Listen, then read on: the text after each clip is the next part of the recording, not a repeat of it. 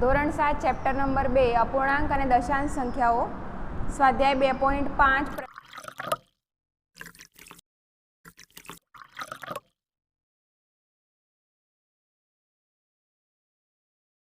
પ્રશ્ન નંબર 1 કે કઈ સંખ્યા મોટી છે તે જણાવો। દાખલો પહેલો છે આપણો 0.5 કે 0.05।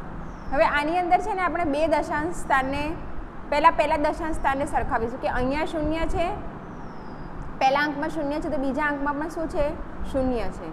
હવે એના પોઈન્ટ છે તો પોઈન્ટ છે અને એના પછીનો દશાંશ સ્થાન જોઈએ આપણે, તો એના પછીના દશાંશ સ્થાનની અંદર અહીંયા 5 છે તો અહીંયા કેટલા છે 0 છે।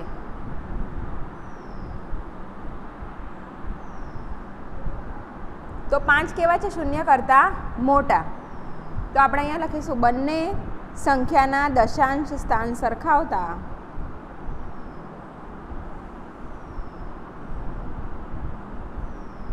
બંને સંખ્યાના દશાંશ સ્થાન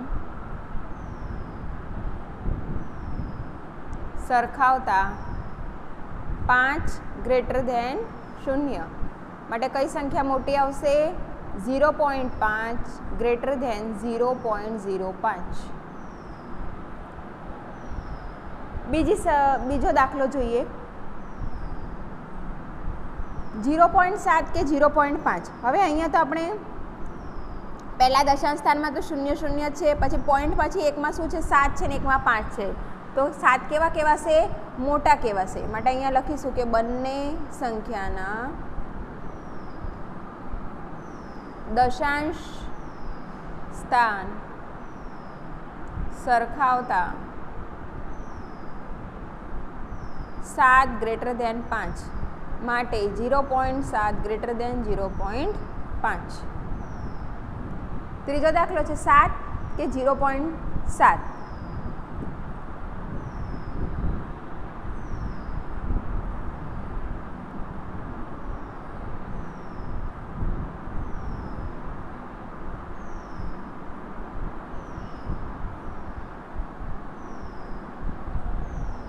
હવે જો અહીંયા આપણે બંને સંખ્યાના એકમના સ્થાન જો સરખાવીએ તો અહીંયા 7 છે ને અહીંયા 0 છે, તો 7 કેવા છે 0 કરતાં મોટા છે, તો અહીંયા લખીશું બંને સંખ્યાના એકમના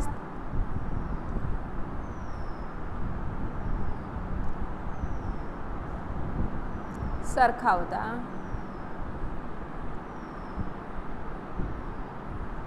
7 ગ્રેટર ધેન 0.7। ચોથો છે 1.37 કે 1.48। હવે આમાં જો 1 1 બંનેમાં કેવા છે સરખા છે, એકમના સ્થાન કેવા છે સરખા છે। હવે આપણે જોઈએ આગળનો દશકના સ્થાનો, તો અહીંયા કેવા છે અહીંયા 4 અહીંયા 3 છે ને અહીંયા 4 છે, 4 કેવા છે મોટા છે, તો અહીંયા આપણે લખીશું કે બંને સંખ્યામાં એકમના સ્થાન સરખા છે।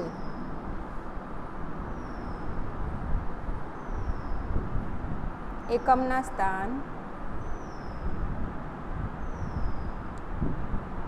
સરખા છે પણ બંને સંખ્યાના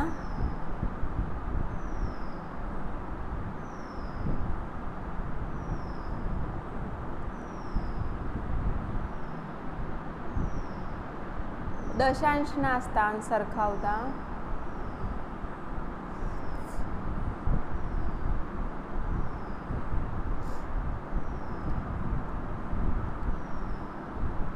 ચાર ગ્રેટર ધેન 3 માટે શું આવશે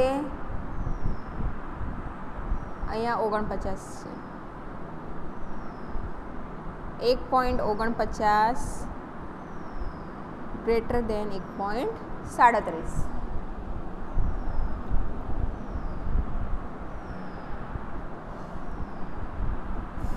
પાંચમો દાખલો 2.03 કે 2.30। હવે અહીંયા પણ એકમના સ્થાન સરખા છે, હવે દશાંશના સ્થાન સરખાવીશું। બંનેમાં એકમના સ્થાન સરખા છે। પરંતુ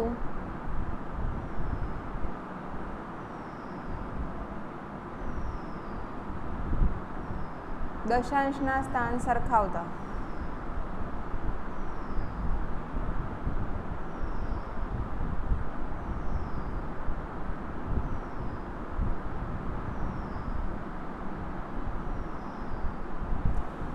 બે પોઈન્ટ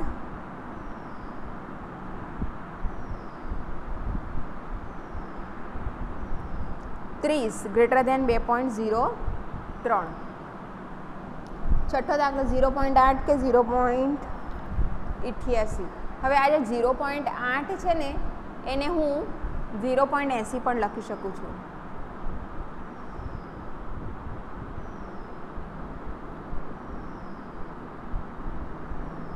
આ કેમ મેં કર્યું? જો અહીંયા એકમના સ્થાનમાં પણ શૂન્ય છે, પણ પછી દશાંશના સ્થાનમાં અહીંયા 8 છે ને અહીંયા બી 8 છે. પછી આગળનું જો સ્થાન જોઈએ શતાંશનું તો એની અંદર છે નહીં, એટલા માટે આપણે અહીંયા 0 લખી દઈશું. બરાબર છે?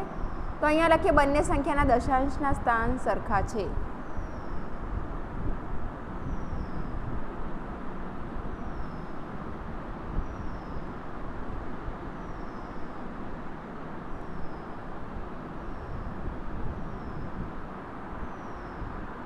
બંને સંખ્યાના શતાંશના સ્થાન સરખાવતા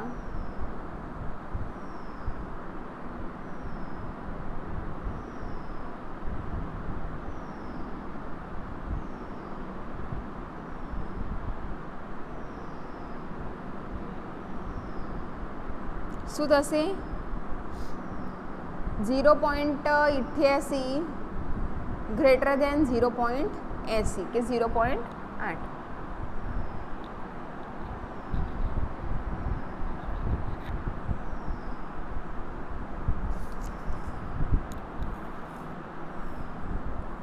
બીજો પ્રશ્ન જોઈએ. દશાંશનો ઉપયોગ કરીને રૂપિયામાં રૂપાંતર કરો. હવે આપણે જે રીતે રૂપિયા પૈસામાં રૂપાંતર કરીએ છીએ એ જ રીતનું અહીંયા રૂપાંતર છે, પણ આમાં આપણે દશાંશનો ઉપયોગ કરવાનો છે.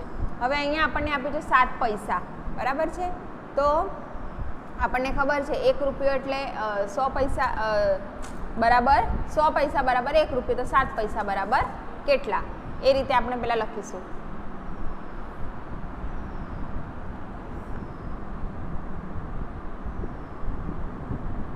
સો પૈસા બરાબર 1 રૂપિયો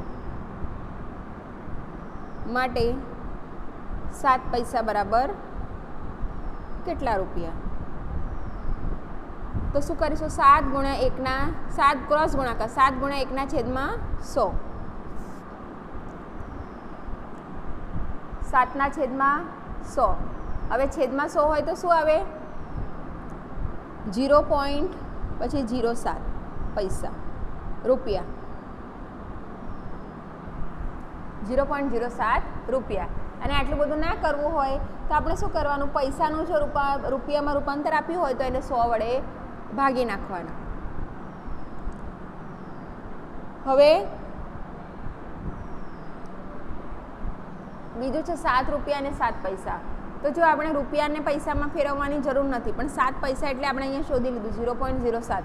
તો આપણે અહીંયા લખીશું 7 રૂપિયા વત્તા 0.07 પૈસા રૂપિયા બરાબર 7.07 રૂપિયા. ત્રીજો દાખલો 77 રૂપિયા 77 પૈસા. હવે આપણે 77 પૈસાને રૂપિયામાં રૂપાંતર કરવું પડશે. તો શું કરીશું? 77 ભાગ્યા 100. તો હું અહીંયા ડાયરેક્ટ કરું છું 77 રૂપિયા વત્તા 77 ભાગ્યા 100 રૂપિયા. 77 એમને એમ રહેશે, વત્તા અહીંયા શું આવશે? 0.77. આમાં કેવું હોવું જોઈએ કે પોઈન્ટ પછી 2 આંકડા હોવા જોઈએ.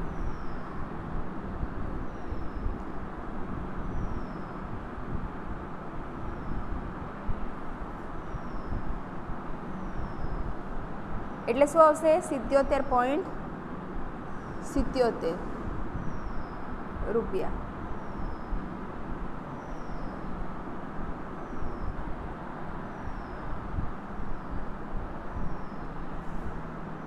ચોથું છે 50 પૈસા, તો 50 પૈસાને રૂપિયામાં રૂપાંતર કરવા શું કરીશું, એને 100 વડે ભાગી દઈએ.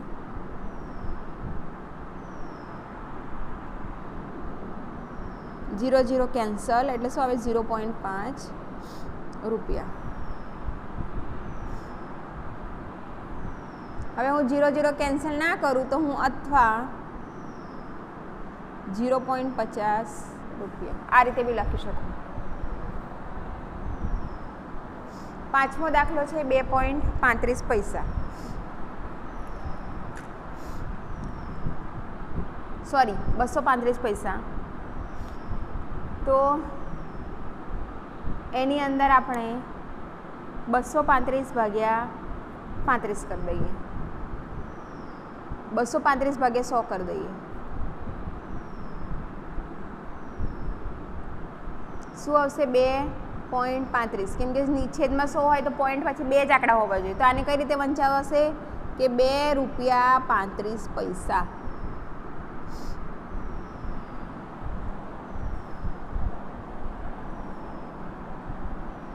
ત્રીજો છે પ્રશ્ન કે 5 પૈસાને મીટર અને કિલોમીટરમાં ફેરવો. 5 પૈસા નથી, 5 સેન્ટીમીટરને મીટર અને કિલોમીટરમાં ફેરવો.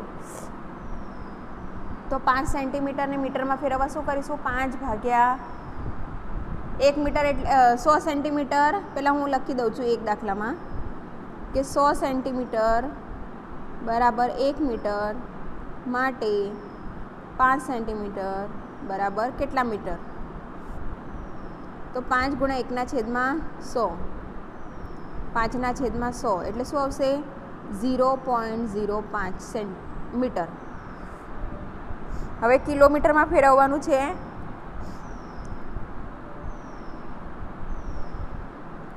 તો હવે હું શું કરીશ કે આ જે મેં મીટરમાં ફેરવ્યા છે એને હું કિલોમીટરમાં ફેરવી દઈશ. તો 1000 મીટર બરાબર 1 કિલોમીટર માટે 0.05 મીટર બરાબર કેટલા કિલોમીટર? શું આવશે 0.05 ગુણ્યા 1 ના છેદમાં 1000 બરાબર. હવે જો અહીંયાથી બી આપણે જો પોઈન્ટ કાઢી લઈએ બરાબર છે, તો 1000 ગુણ્યા કેટલા આવશે 100 બરાબર શું લખાશે 5 ના છેદમાં 1 ની ઉપર આ 3 શૂન્ય અને આ 2 શૂન્ય એટલે 5 શૂન્ય, 1 2 3 4 ને 5. હવે 5 શૂન્ય હોય તો કઈ રીતે લખવાનું છે કે 0.00005 કિલોમીટર. 5 એ 5 જે શૂન્ય છે એમાં એક પહેલાં 0 પોઈન્ટ લખી દેવાનું છે અને પછી 4 શૂન્ય ને પછી 5 કિલોમીટર. બીજો દાખલો છે કે 35 મિલીમીટરને સેન્ટીમીટરમાં મીટરમાં કિલોમીટરમાં ફેરવો. હવે આપણને ખ્યાલ છે કે 10 મીમી બરાબર 1 સેમી. અહીંયા લખીએ 10 મિલીમીટર બરાબર 1 સેન્ટીમીટર માટે 35 મિલીમીટર બરાબર કેટલા? 35 ગુણ્યા 1 ના છેદમાં 10, 35 ના છેદમાં 10 બરાબર શું આવે 3.5 સેન્ટીમીટર. હવે એને જ મારે શામાં ફેરવવાનું છે મીટરમાં. તો આજે સેન્ટીમીટરમાં આવ્યા છે એને હું મીટરમાં ફેરવી દઈશ. તો અહીંયા લખીશ 100 સેમી બરાબર 1 મીટર માટે 3.5 સેન્ટીમીટર બરાબર કેટલા? 3.5 ગુણ્યા 1 ના છેદમાં 100 અને અહીંયા પોઈન્ટ કાઢી દઈશું તો 3.35 ના છેદમાં 100 ગુણ્યા 10 એટલે શું આવશે 35 ના છેદમાં 1000 બરાબર શું આવશે 0.035 મીટર. હવે મારે આ જ મીટરને કિલોમીટરમાં ફેરવવાના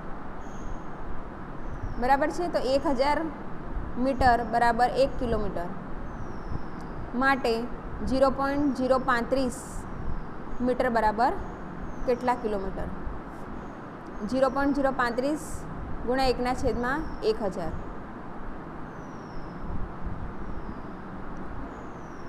35 ના છેદમાં 1000 ગુણ્યા 1000 થશે. અહીંયા આપણે પોઈન્ટ કાઢીશું તો એટલે શું આવશે 35ના છેદમાં 1ની ઉપર 1 2 3 4 5 ને 6 0 3 4 5 6 0 બરાબર. હવે શું લખાશે 0 પછી આ 6 એ 6 શૂન્ય અને સોરી 4 શૂન્ય ને પછી 35 એટલે કે પોઈન્ટ પછી ટોટલ 6 આંકડા થવા જોઈએ. 1 2 3 4 પછી 1 2 3 4 5 ને 6 6 આંકડા થઈ ગયા એટલે છેલ્લે આપણે 35 લખવાના. પાંચમો પ્રશ્ન છે કે નીચે આપેલા દશાંશ સંખ્યાઓને વિસ્તૃત લખવાનું છે. તો એમાં વિસ્તૃતમાં આપણે જુઓ 2 છે, આ 2 ને દશકના સ્થાનમાં છે એટલે એના ગુણ્યા 10 કરવાના. પછી વત્તા આ જે શૂન્ય છે એકમના સ્થાનમાં છે એટલે 0 ગુણ્યા 1 કરવાના. પછી વત્તા આ જે શૂન્ય છે દશાંશના સ્થાનમાં છે એટલે 0 ગુણ્યા 1ના છેદમાં 10 કરવાના છે. વત્તા 3 જે છે શતાંશના સ્થાનમાં છે એટલે 3 ગુણ્યા 1ના છેદમાં 100. આવી રીતે આનું વિસ્તૃત સ્વરૂપ થશે. પછી અહીંયા જુઓ 2 તો 2 એકમના સ્થાનમાં છે તો 2 ગુણ્યા 1 વત્તા 0 દશાંશના સ્થાનમાં છે તો 0 ગુણ્યા 1ના છેદમાં 10 વત્તા 3 એ શતાંશના સ્થાનમાં છે તો 3 ગુણ્યા 1ના છેદમાં 100. 200.03 તો 2 100ના સ્થાનમાં છે તો 2 ગુણ્યા 100 વત્તા 0 દશકના સ્થાનમાં છે તો 0 ગુણ્યા 10 વત્તા 0 એકમના સ્થાનમાં તો 0 ગુણ્યા 1 વત્તા 0 શતાંશના દશાંશના સ્થાનમાં તો 0 ગુણ્યા 1ના છેદમાં 10 વત્તા 3 100ના સ્થાનમાં છે તો શતાંશના સ્થાનમાં છે તો 3 વત્તા 1ના છેદમાં 100. ચોથો દાખલો જોઈએ. 2 એકમના સ્થાનમાં છે તો 2 ગુણ્યા 1 વત્તા 0 દશાંશના સ્થાનમાં તો 0 ગુણ્યા 1ના છેદમાં 10 વત્તા 3 શતાંશના સ્થાનમાં છે તો 3 ગુણ્યા 1ના છેદમાં 100 વત્તા 4 હજારના સ્થાનમાં એટલે કે સહસ્ત્રાંશ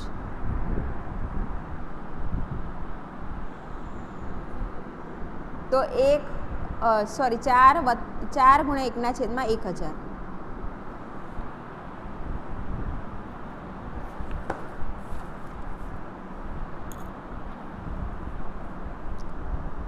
છઠ્ઠો દાખલો છે નીચે આપેલ દશાંશ સંખ્યાઓમાં 2ની સ્થાન કિંમત લખવાની છે. હવે જો અહીંયા આ 2 છે એ એકમના સ્થાનમાં છે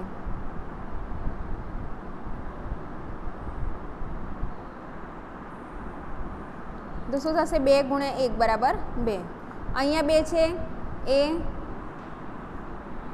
દશકના સ્થાનમાં છે તો 2 ગુણ્યા 10 બરાબર 20.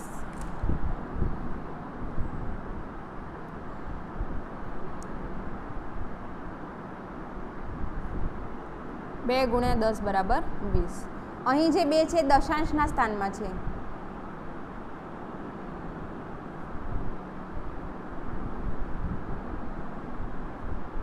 માટે 2 ગુણ્યા 1ના છેદમાં 10 બરાબર 2ના છેદમાં 10 બરાબર શું હવે 0.2. હવે અહીંયા જે 2 છે એ શતાંશના સ્થાનમાં છે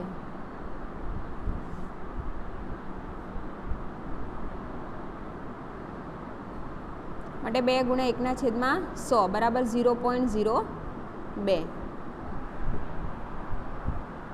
હવે અહીંયા જે 2 છે સહસ્ત્રાંશના સ્થાનમાં છે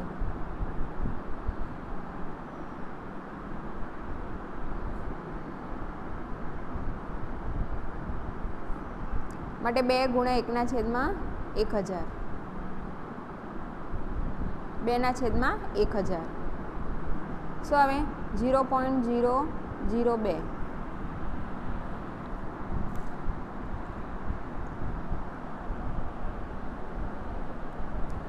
તમે આટલું જ બતાવો તો પણ ચાલે, ખાલી આટલી જ વસ્તુ.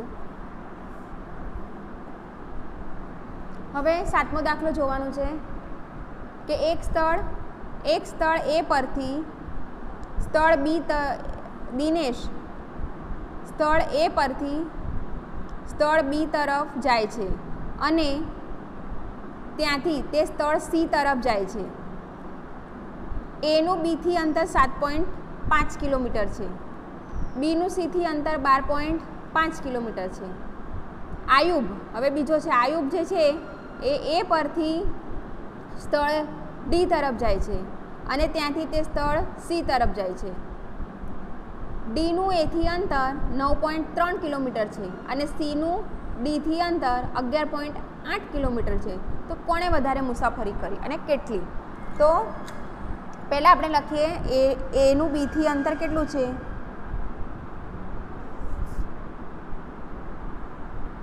એનું બીથી અંતર 7.5 કિલોમીટર, બીનું સીથી અંતર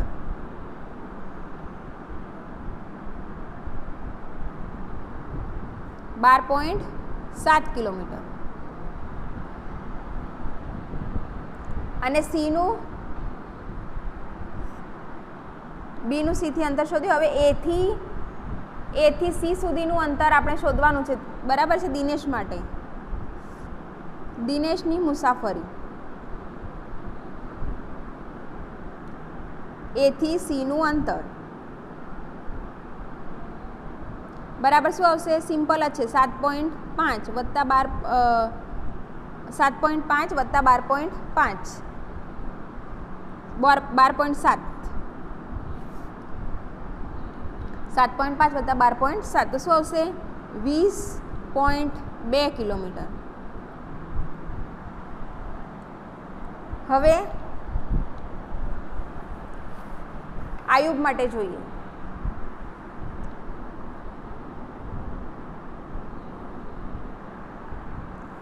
આયુબ શું કરે છે? એથી ડીનું અંતર 9.3 કિલોમીટર, ડીથી સીનું અંતર 11.8 કિલોમીટર માટે આયુબનું એથી સીનું અંતર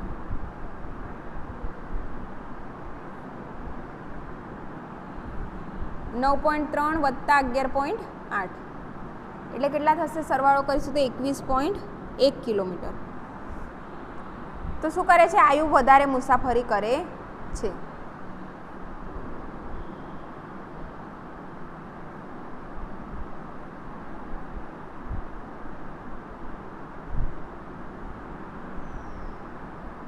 કેમ? 21.1 કિલોમીટર કેવા છે? 20.2 કિલોમીટર કરતાં વધારે છે. કેટલી વધારે કરે છે?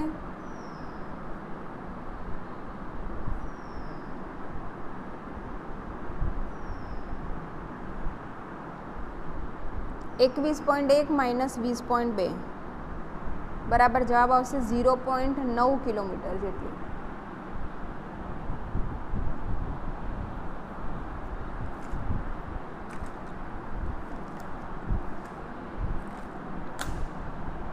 હવે છે કે શ્યામ 5 કિલોગ્રામ ને 300 ગ્રામ સફરજન ખરીદે છે. 8મો દાખલો. 3 કિલોગ્રામ 250 ગ્રામ કેરી, સરલા 4 કિલોગ્રામ 800 ગ્રામ સંતરા અને 4 કિલોગ્રામ 150 ગ્રામ કેળા. તો કોણે વધારે ફળ ખરીદ્યા? તો શ્યામનું જોઈ લઈએ પહેલાં. શ્યામ માટે કિલોગ્રામના સ્થાનમાં કિલોગ્રામ અને ગ્રામના સ્થાનમાં ગ્રામ. તો 5 કિલોગ્રામ 300 ગ્રામ શું કરે છે? સફરજન ખરીદે છે. 3 કિલોગ્રામ 250 ગ્રામ શું ખરીદે છે? કેરી ખરીદે છે. 0, 5, 5 અને 8 કુલ ખરીદી એની કેટલાની થાય છે? આટલી થાય છે, 8 કિલોગ્રામ અને 550 ગ્રામની. હવે સરલા માટે